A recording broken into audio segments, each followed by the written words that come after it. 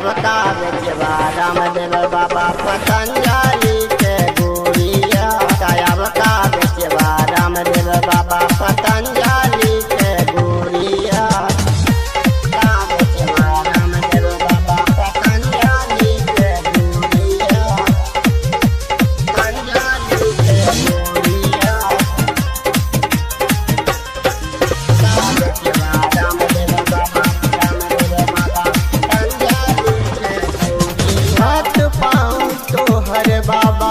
भागे ललूज हो ठाकल शरीर बाबा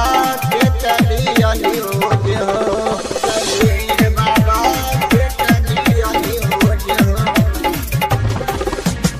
हाथ पाँव तोहर बाबा भागे ललूज हो ठाकल शरीर बाबा के तलियलूज हो जड़ी बूटी बेच के बाबा कितना कमैबा रुपया तब का बेचवा रामदेव बाबा पतंजलि के गुड़िया तब का बेचवा रामदेव बाबा पतंजलि के गुड़िया रामदेव बाबा पतंजलि के गुड़िया पतंजलि के गुड़िया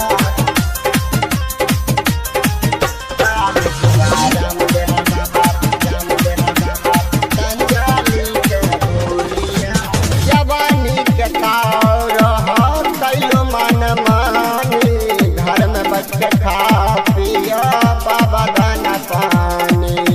घर में बच के खा पिया बाबा दाना पानी जवानी के ताव कैलो मन मानी घर में बच के खा पिया बाबा दाना पानी राजपति करे छे बाबा तोहरा से कल जोरिया अब का बेचवा रामदेव बाबा पतंजलि के गुड़िया अब का बेचवा रामदेव बाबा पतंजलि के गुड़िया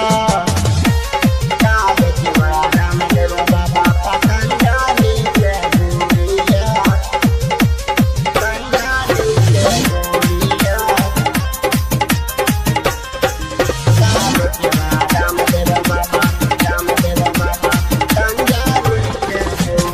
अनिल राज कंचन कमल दीपक राजपति कितना करतनी हो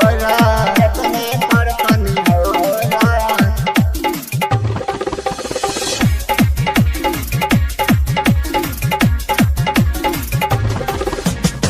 अनिल राज कंचन कमल दीपक राजपति कितना करतनी हो बेटा पुतौ काम न बेटा बाबा हो तोहरा यारी बूटी बेच के बाबा कितना कमैबा रुपया अब का बेचवा रामदेव बाबा पतंजलि के गुड़िया अब का बेचवा रामदेव बाबा